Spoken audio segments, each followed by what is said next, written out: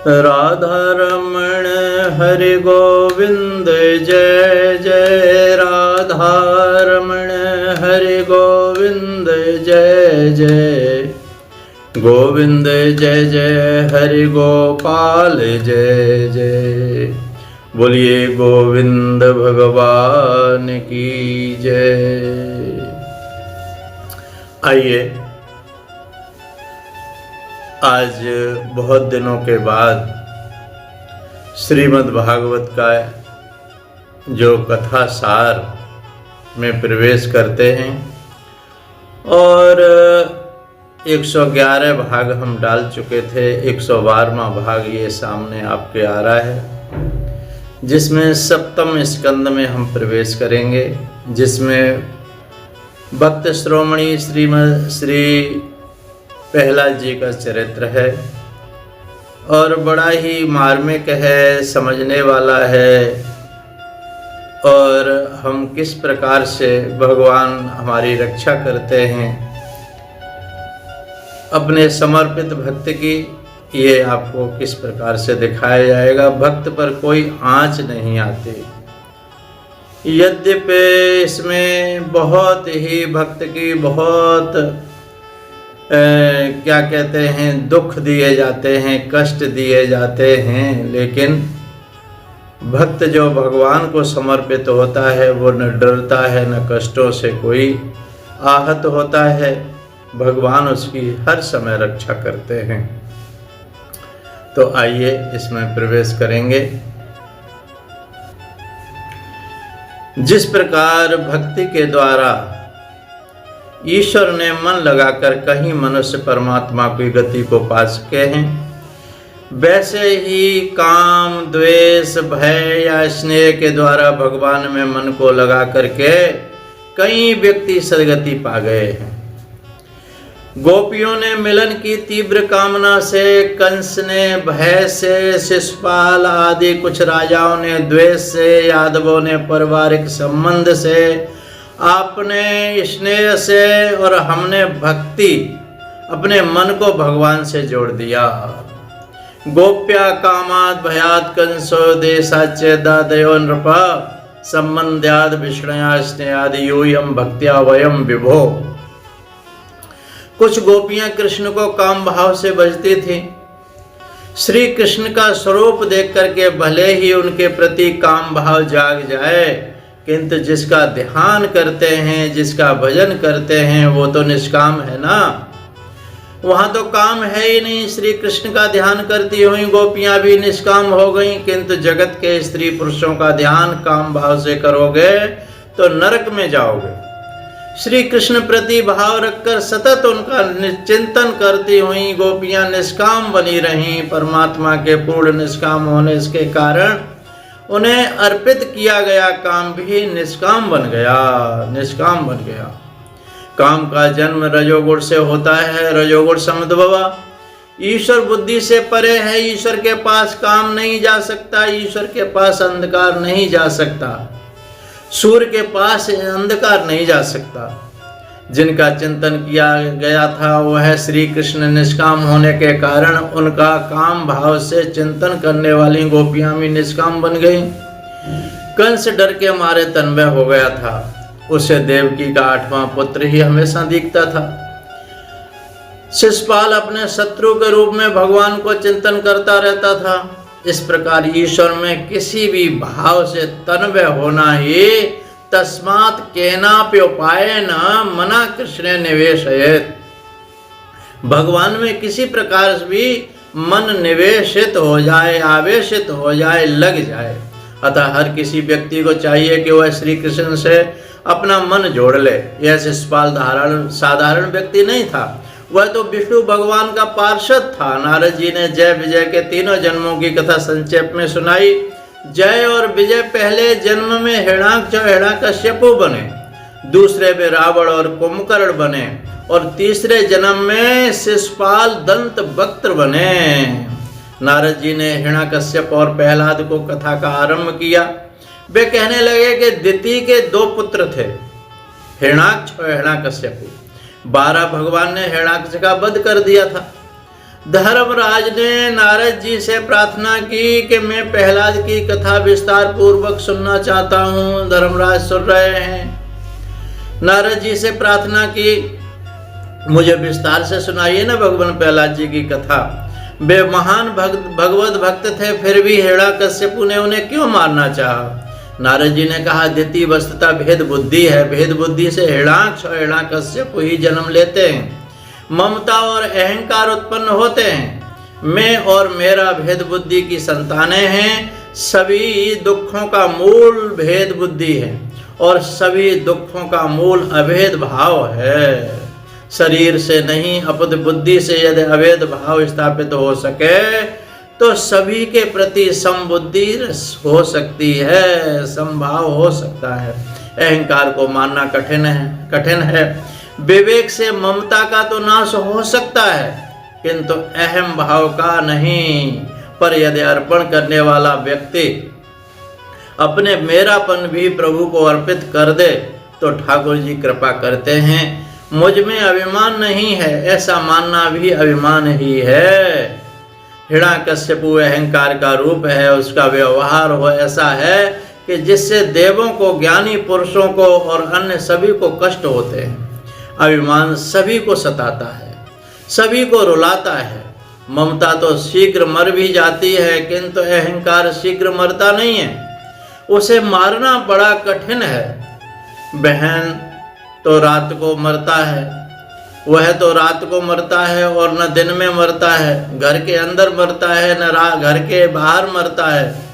वह घर के बाहर भी होता है और अंदर भी। वह न तो शस्त्र से मरता है और न अस्त्र से मरता है। उसे मध्य स्थान में ही मानना पड़ता है। मनुष्य यदि अहंकार को कष्ट नष्ट करना चाहे तो ईश्वर से दूर नहीं रहेगा।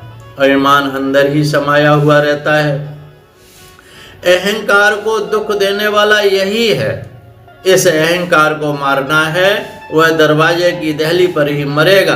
रास कथा कहा गया है कि हर वो गोपियों के बीच में साथ में श्री कृष्ण हैं। इसी प्रकार यदि तुम दो वृत्तियों के बीच में श्री कृष्ण को रखोगे, प्रभु को रखोगे, तो तुम्हारे अहंकार का नाश होगा। एक संकल्प के समाप्त होने तक तथा दूसरी वृत्ति की उत्पन्न होने के पहले यदि श्री कृष्ण को रखो तो तुम्हारे अहंकार का नाश होगा। प्रत्येक इंद्रिय का मिलन जब तक परमात्मा के साथ नहीं हो पाता तब तक अहंकार बना ही रहता है। पुरुष ईश्वर स्मरण में तन्मय हो जाए और अन्य किसी भेद का अस्तित्व न रहे तो अहंकार की मृत्यु अवश्य होगी।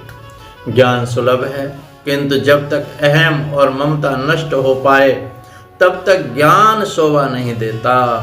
हिरण्यकश्यपु ज्ञानी तो था, किंतु उसका ज्ञान अहम भाव और ममता से भरा हुआ था। अपने भाई की मृत्यु के अवसर भी उसने ब्रह्मोपदेश किया, जो औरों को उपदेश दे और स्वयं उसे अपने जीवन में न उतारे वह असुर है, असुर। हिरण्यकश्यपु अन्य मानवों को तो ज्ञानोपदेश देता था, किंतु स्वयं यह सोचता था कि अपने भाई के हत्यारे से मैं कैसे बदला लूं।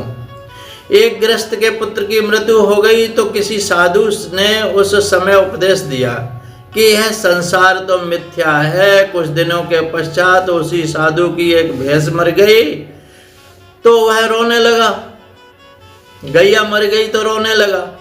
न जाने इस समय उसका ज्ञान कहाँ हवा हो गया। उस गृहस्थ ने वहां आकर साधु से पूछा कि अब आप क्यों रो रहे हैं महाराज, ये तो सब मिथ्या है, सब बेकार है। साधु ने कहा कि वह पुत्र तो तेरा था, अतः मैंने तुझे उपदेश दिया, किंतु यह भैंस तो मेरी है ना, इसलिए रो रहा हूँ। अतः रो रहा हूँ। जब तक अहम भाव और ममता विद्यमान है तब तक ज्ञान का पच नहीं सकता, ज्ञान पच नहीं सकता। भक्ति से रहित ज्ञान शाब्दिक रह जाता है, अतः उस ज्ञान से जीव को कोई लाभ नहीं होता। वैराग्य और भक्ति के अभाव में ज्ञान का अनुभव नहीं हो पाता। कोई व्यक्ति बातें तो वेदांत की और ब्रह्म ज्ञान की करे, किंतु प्रेम सांसारिक विषयों के साथ करे, धन के साथ करे, तो समझो कि वह दैत्य ही है, वह दैत्य वंश का है। हिरण्याक्ष की मृत्यु का समाचार सुनकर हिरण्याकश्यपु ने कहा, मैं अपने भाई हत्यारे विष्णु से युद्ध करूंगा। उसने माता अदिति को कई प्रकार के उपदेश वचन सुनाकर संतुष्ट कर दिया। उसने सोचा कि मैं विष्णु से अभी युद्ध नहीं करूंगा, अपितु पहले वरदान प्राप्त करके अमर हो लूं, फिर वह युद्ध करूंगा। हिरण्याकश्यपु तपश्चर्या करने चला तो उसकी पत्नी कयादु ने पूछा कि वापस कब लौटेंगे, कब लौटेंगे आप? तो उसने उत्तर दिया कि कुछ निश्चित नहीं है, मैं 10,000 वर्षों तक तप करूंगा, तब से अनेक सिद्धियां प्राप्त करके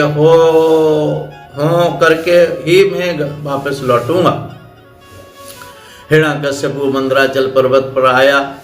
यहाँ कथा भागवत में नहीं है, व्यास जी ने विष्णु पुराण से यह कथा लिखी है। हिरण्याकश्यपु की तपस्या का वृतांत जानकर देवों ने बृहस्पति से प्रार्थना की, आप हिरण्याकश्यपु की तपश्चर्या में बाधा उपस्थित कीजिए। यह सुनकर बृहस्पति तोते का रूप धारण करके चले, मंदराचल पर्वत पर गए और जहाँ हिरण्याकश्यपु तपश्चर्या करने बैठा था, वहीं किसी वृक्ष पर बैठ करके नारायण नारायण का जप करने लगे।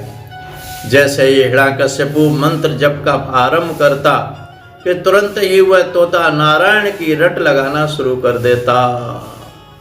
यह देख करके हिरण्याकश्यपु ने सोचा कि विष्णु को हत्या करने के लिए तो मैं तपश्चर्या कर रहा हूँ और उसी का कीर्तन यह तोता कर रहा है, यह कहाँ से आ गया? इधर हटता ही नहीं है। आज तपस्या करने के लिए शुभ दिवस नहीं है, शुभ दिन नहीं है। यह सोचकर वह थक कर सायंकाल को घर वापस लौट आया। तपश्चर्या नहीं की, लौट आया। कयादु को आश्चर्य हुआ कि मेरा पति आज ही क्यों वापस आ गया, पर वह पति से यह बात कैसे पूछे, क्योंकि वह क्रोधी था। शायद वह कह दे कि तुम्हें क्या लेना देना, कह सकता है। अतः कयादु ने सोचा कि मैं किसी युक्ति से पूछ लूंगी। उसने रसोई घर के सेवकों से कहा कि आज मैं स्वयं रसोई बनाऊंगी। होता है पति की गुप्त बातें जाननी हो तो कयादु के रास्ते पर चलो। भोजन में बड़ा वशीकरण, लोभी को द्रव्य से बस में करो और अभिमानी को प्रशंसा से, उसकी प्रशंसा से बस में करो। हिरण्याकश्यपु अभिमानी था, अतः उनकी पत्नी उसकी सेवा करते हुए उसकी प्रशंसा करने लगी। राजन, आप तो बहुत बलवान हैं। और प्रशंसा करने का राजा भोज ने एक बार कालिदास से पूछा था कि चीनी से भी अधिक मीठी वस्तु कौन सी है? तो कालिदास ने उत्तर दिया प्रशंसा सबसे मीठी है। कयादु कहने लगी, इंद्रचंद्र और देव तो आपसे थर थर कांपते ही है महाराज। आप जितेंद्रिय हैं, ज्ञानी हैं, आपके जैसा वीर न तो कभी हुआ है और न कभी होगा। कितनी भाग्यशाली हूँ मैं, आप जैसा पति मुझे मिला है। कयादु कह रही है, जानती हूँ कि निर्धारित काम को संपूर्ण किए बिना आप लौट ही नहीं सकते। क्या आज वन में कुछ ऐसा प्रसंग हो गया कि जिसके कारण आपको वापस लौटना पड़ा? कयादु कुछ गरम गरम भोजन कराया और अच्छी तरह से खिला दिए। राक्षस को ऐसा भोजन ही पसंद आता है, जिसे सात्विक भोजन पसंद नहीं आता, वही राक्षस है। हिरण्याकश्यपु अपनी प्रशंसा सुनकर के खिल उठा। उसने कहने लगा, वैसे तो मैं अपने निश्चित काम को पूरा करके ही लौटता, किंतु बाधा आ गई काम में। बाधा क्या आ गई? अपशगुन हो गया, वापस आ गया। कयादु ने पूछा, कौन सी बाधा आ गई थी प्रभु? क्या आप शगुन हो गया था? हिरण्याकश्यपु ने कहा, जिस वृक्ष के नीचे बैठकर तपश्चर्या करने बैठा था, उसी वृक्ष के बैठकर एक तोता नारायण नारायण कहने लगा। कयादु को बड़ा आनंद हुआ। कयादु धार्मिक थी, चाहे जैसी भी सही, आज इन्होंने नारायण का नाम तो लिया, क्योंकि मेरे पति तो बड़े ही अभिमानी और नास्तिक हैं। यदि मैं उन्हें नारायण की धुन यानी जप करने को कहूँगी तो वे नहीं मानेंगे, अतः मुझे कोई युक्ति सोचनी पड़ेगी। अपने पति को पाप प्रवृत्ति से युक्ति से बचा ले, उसे ही पाप करने से रोक ले, वही सच्ची पत्नी है। पतनात रक्षति इति पत्नी, जो पतन से रोक लेती है पति को। धर्म, पति को धर्म परमात्मा के मार्ग में ले जाए वह पत्नी ही धर्म पत्नी कही जाती है। पति को पत्नी ही धर्म पर मोक्ष के मार्ग पर ले जा सकती है। कयाधु ने सोचा कि यह बड़ा अच्छा अवसर है कि इस बहाने में अपने पति से बार बार भगवान का नामोच्चार तो करा सकूंगी। वह चाहती थी कि उसका पति सुधर जाए। भोजन आदि से निवृत्त होकर शयन के समय उसने पति की चरण सेवा करते हुए कहा कि भोजन के समय आपकी बातों में मेरा पूरा ध्यान नहीं था। हाँ, तो वन में क्या हुआ था? हिरण्यकशिपु देवी, वहाँ एक तोते ने आकर के नारायण के नाम की रट लगा दी। कयाधु, तोता क्या बोलता था महाराज? हिरण्यकशिपु, नारायण नारायण। कयाधु बोला, भला ऐसा कैसे हो सकता है? क्या सचमुच वह तोता बोलता था? हिरण्यकशिपु, हाँ, वह नारायण नारायण ही बोलता था।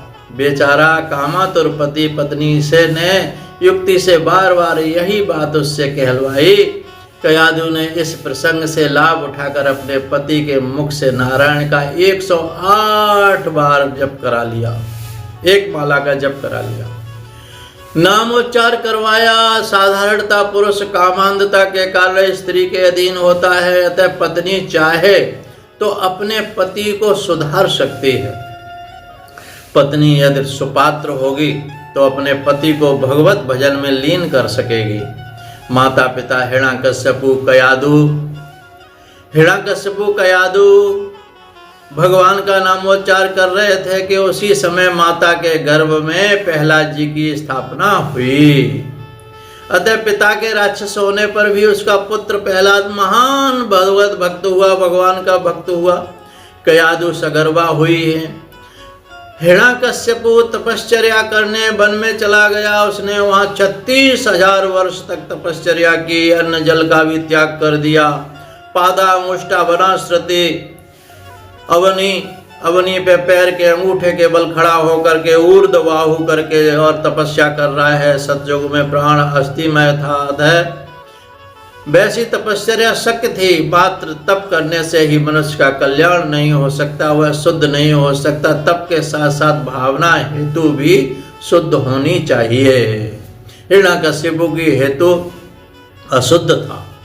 दुर्योधन ने भी विष्णु याग किया था, किंतु वह धन तो पापमय ही था। यदि योग की साधना करते हुए योगी का हेतु अशुद्ध हो, निश्चय उसका पतन ही होगा। केवल योग साधना से हृदय विशाल नहीं हो सकता। योग सिद्धि से अन्य शक्तियां तो प्राप्त होंगी, किंतु हृदय की विशालता नहीं प्राप्त हो सकती। ब्रह्मानुभूति के बिना हृदय विशाल नहीं हो सकता। हिरण्यकशिपु की तपश्चर्या तो देवों को सताने और भोग विलास के हेतु थी। गीता जी की परिभाषा में कहें तो उसका तप तामस था। अतः जो फल मिलना चाहिए था वह नहीं मिल पाया। हिरण्यकशिपु की तपश्चर्या से प्रसन्न होकर ब्रह्मा जी वहां गए। वहां तो मिट्टी के ढेर में ढका हुआ सा था। ब्रह्मा जी ने जल छिड़का तो वह बाहर आया। ब्रह्मा जी ने उससे पूछा कि उसको क्या इच्छा है? तो हिरण्यकशिपु ने कहा, मुझे अजर अमर बनाइए महाराज। ब्रह्मा जी ने कहा कि मरना तो सभी को पड़ता है, जिसका भी जन्म हुआ है उसे मरना ही पड़ता है। तू कुछ और मांग, और कुछ मांग ले, मरना तो पड़ेगा सबको।